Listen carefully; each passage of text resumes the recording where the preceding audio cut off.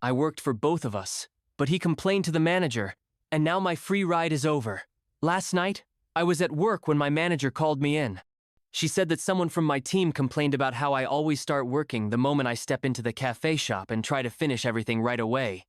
According to this person, I have my own structure for how and when I do things, and my colleagues don't always like when I do it that way. I asked why no one ever told me this directly. I always ask my coworkers what they want to do, and if my actions affect them, I either let them know or ask.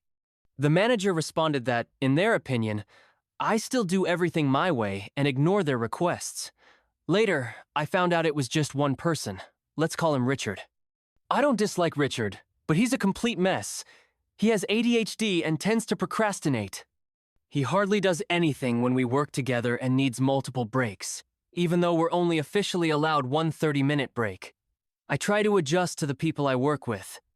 I do have my own schedule for when and how I get certain tasks done, but I always follow the rules. I'm easily stressed and overloaded, and with a clear structure, I'm easier to work with. I had surgery and now have limited energy, so by the time my 8-hour shift is ending, I'm exhausted and just pushing through the last tasks. I also don't like standing around or relaxing because my mind starts wandering, and I try to avoid that. As a result, when I work with someone, I often do my own tasks and half of theirs.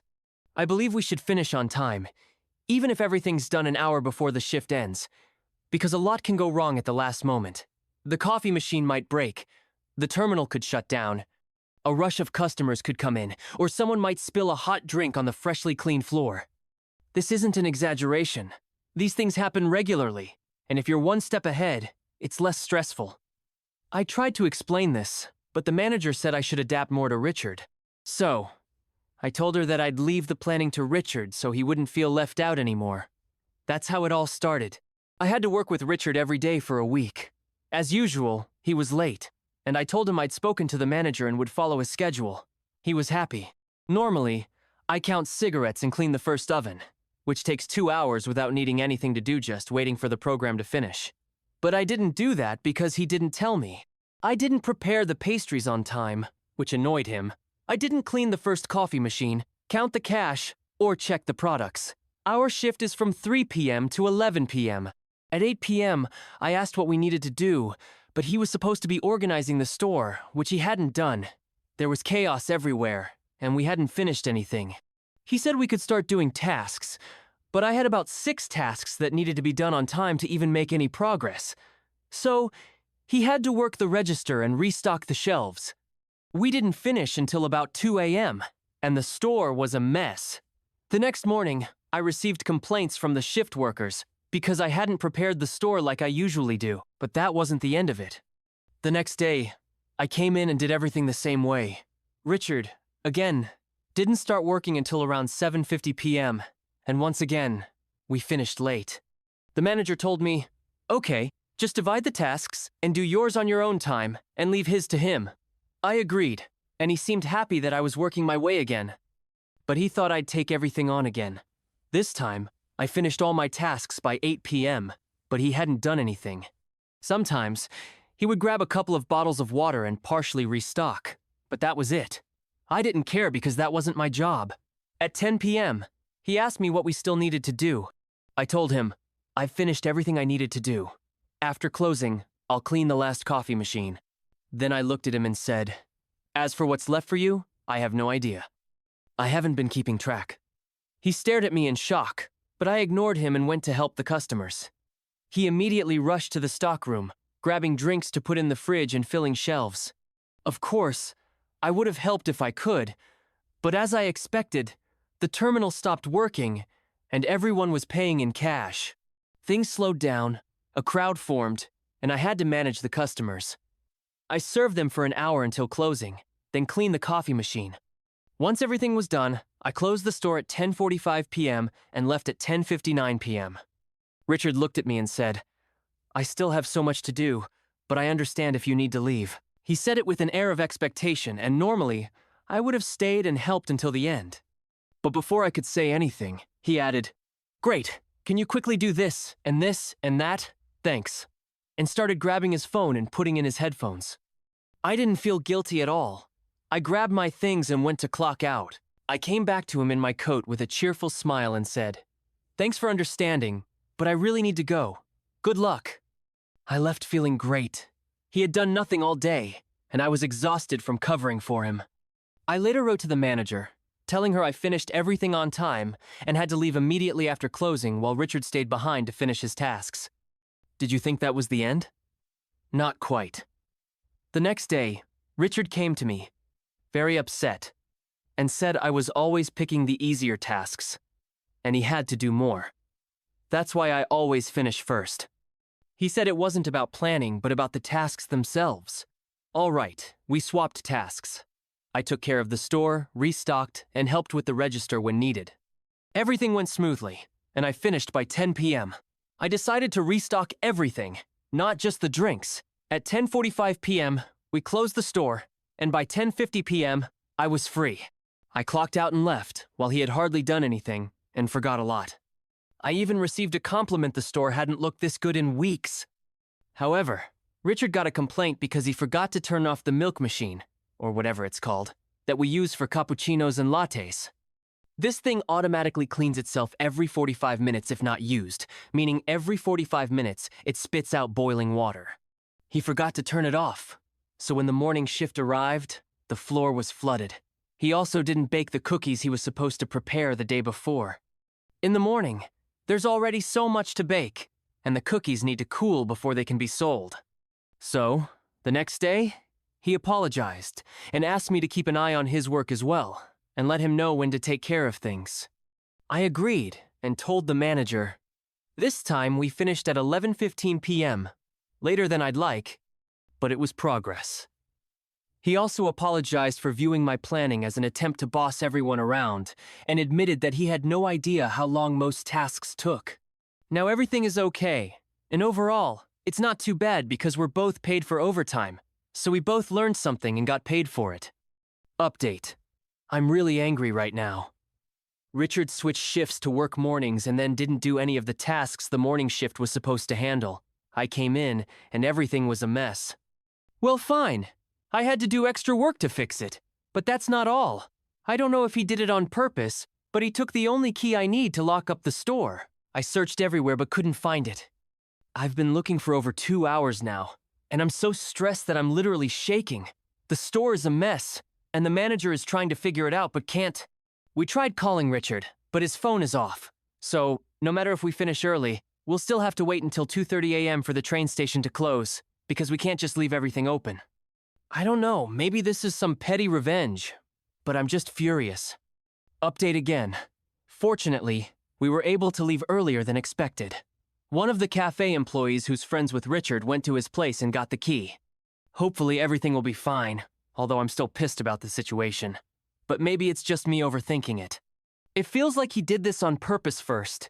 He switches shifts to work mornings, doesn't do anything in the morning, and then accidentally takes the key.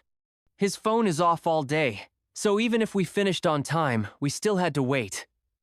It feels like he was trying to teach me a lesson, though maybe I'm just seeing things that aren't there. Who knows? Update. The first shift back was with a colleague who usually works with Richard.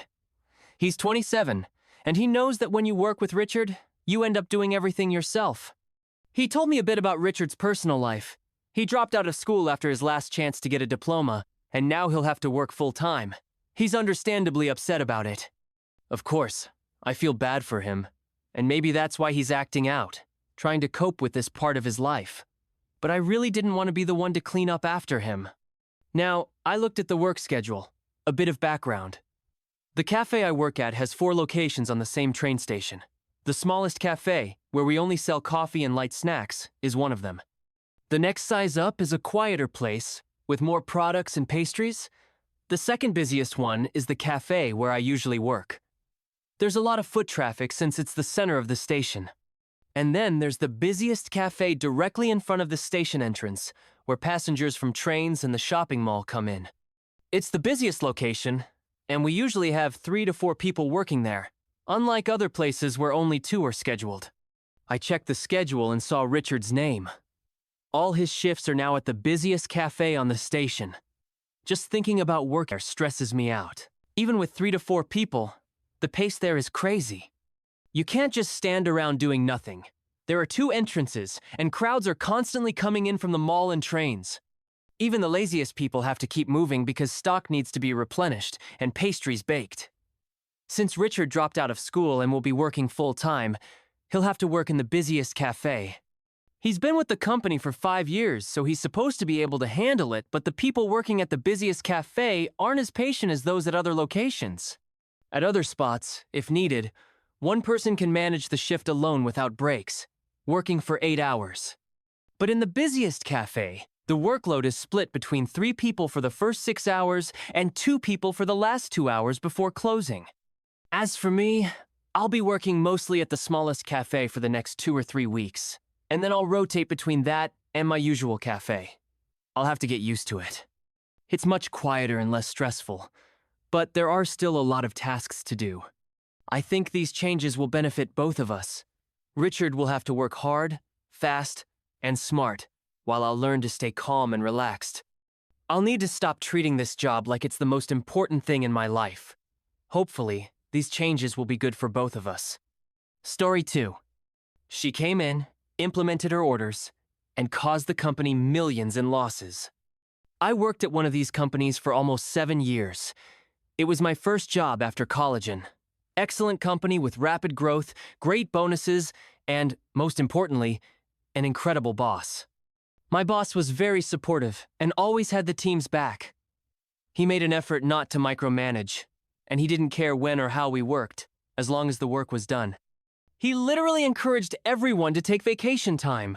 We had unlimited paid time off, which means there's no cap on how many days off you can take, but you have to make sure the work doesn't suffer. Sounds great, right? It actually worked well only with a decent boss. For example, I took an average of 30 to 40 Daltons was off per year, and my boss was all for it.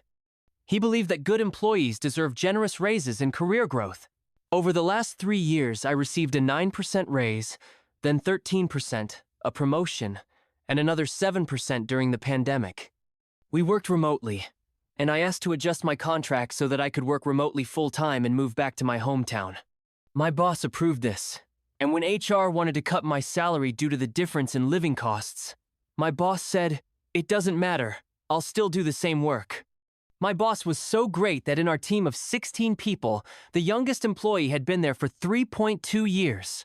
Over these years, I was offered other higher-paying positions, but I never left. Another colleague and I specialized in highly complex and large projects. Our tasks were quite different from the daily routine of the team.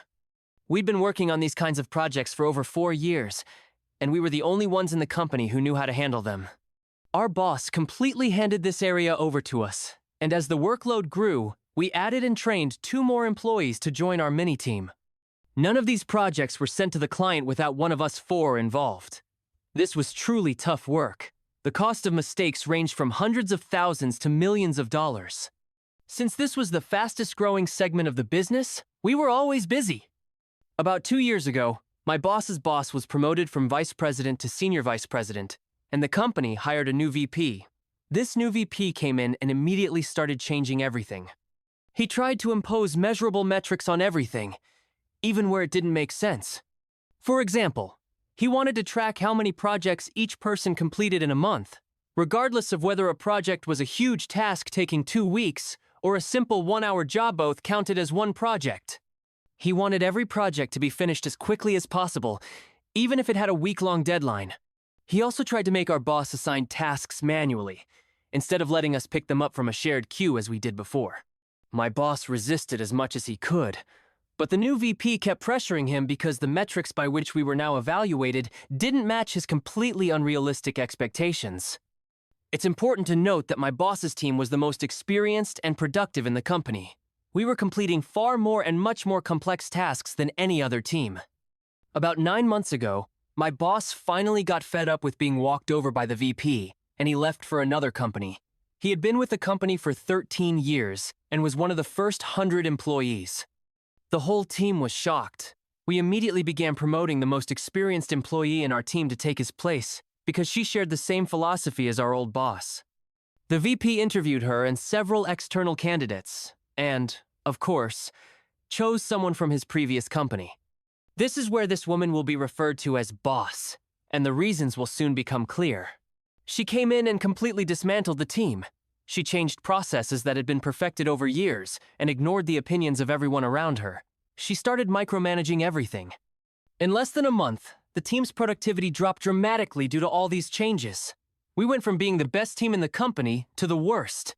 About 2 months later, she turned her attention to our small subgroup of 4 people and started reworking our processes.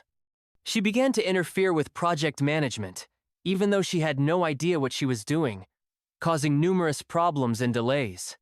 She started pressuring us 4 because we had the worst metrics in the team, even though we were working on the most difficult projects that, on average, took 10 to 100 times more time than the tasks of the rest of the team.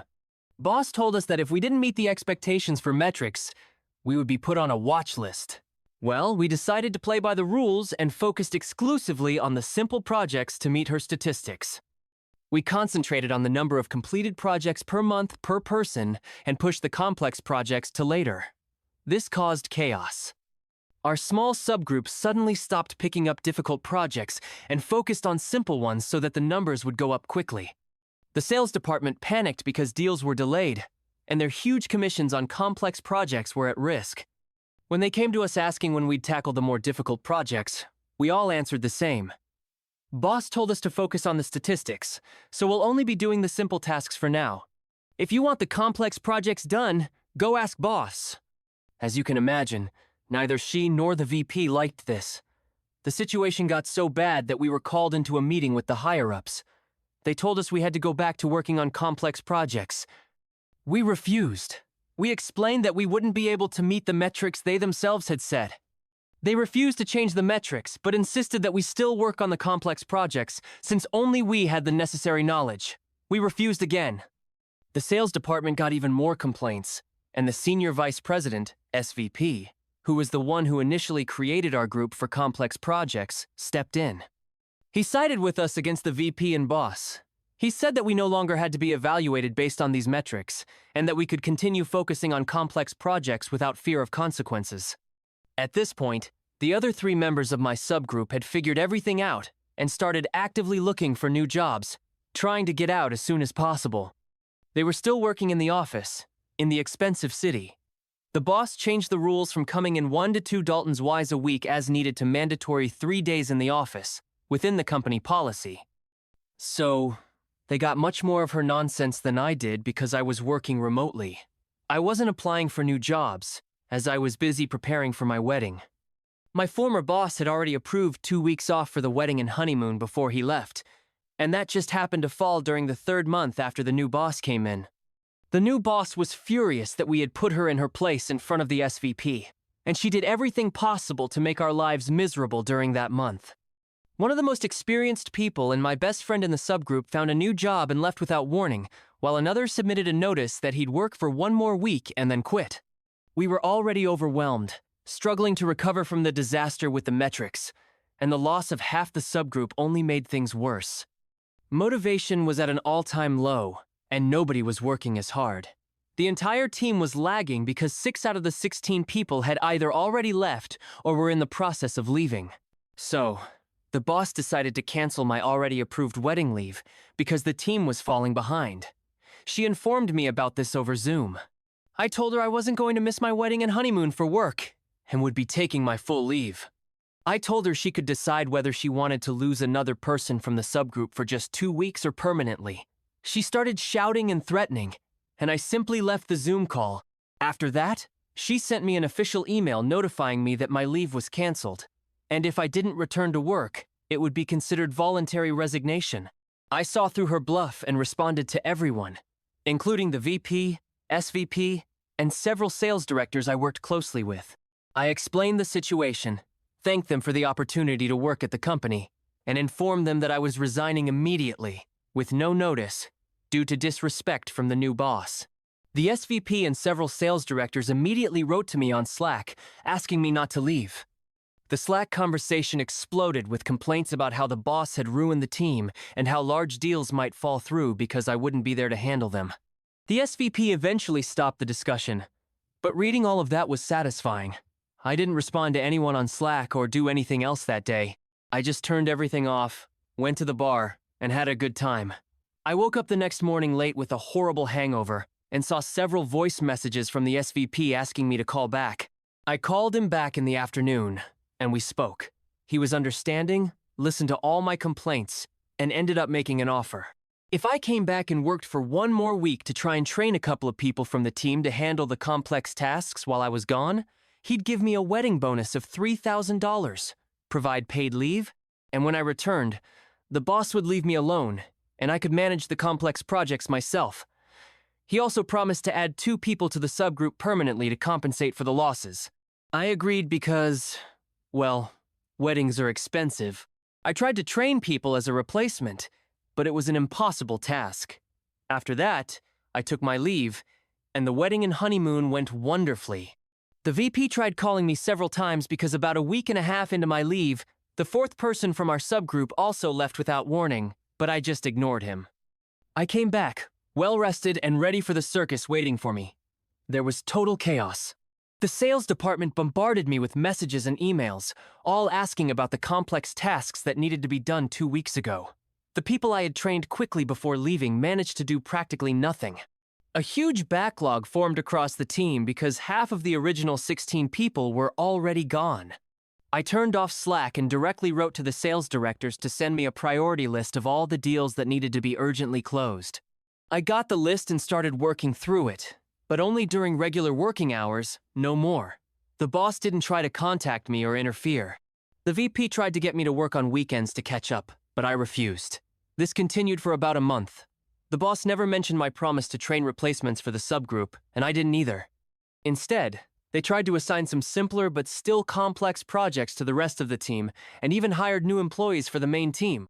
The training process my former boss had perfected over 4 to 6 months was completely ignored. The new hires were just thrown into the deep end without a life vest, and they made mistakes that cost the company a lot of money. Then came the time for annual bonuses and raises. By that point, I had already been searching for a new job since returning from my leave. There had been a lot of interviews, and I made it to the later stages, but no job offers had come through yet. I received an invitation for a Zoom meeting with the new boss about bonuses and raises. She decided that the great idea would be to give me only 80% of the expected bonus, the minimum possible amount, and a 0% salary raise. Her reasoning was typical nonsense. Team player, bad metrics, you're responsible for the mistakes made by the new hires, and so on. I didn't argue much. Frankly, I didn't care. After that, I officially went into quiet sabotage mode, lowering my daily output to the absolute minimum. I just did the bare minimum and waited for the next paycheck with the bonus to come in 2 weeks. By that time, the sales department was already seriously pissed off. The complex projects were just not getting done. I almost managed to clear up the backlog of the most critical projects before finding out the bonus and salary increase details. But now that I was barely working, everything slipped right back into chaos. My boss sensed the weakness and barged into one of my calls with the sales department. One project was about a week and a half behind, and she started berating me in front of everyone, accusing me of being lazy and not doing anything. I calmly listened to her rant and said, "If you're giving me the minimum bonus and a 0% raise, you're getting 0% effort from me. Since I'm so useless, you finish this project yourself." Then I left the call. She tried to shame me a few more times via email, but I kept responding with the same line. 0% effort for 0% raise. I refused to join her Zoom calls and ignored her messages on Slack, just replying with that one phrase every time. It really pissed her off. I still hadn't received any job offers, but I could feel one was close. Then, the VP scheduled a Zoom call with me. I joined, and he tried to play the good cop, asking me to explain what was wrong, saying he was on my side, and all that. I told him, since I got a 0% raise, I'm working at 0%.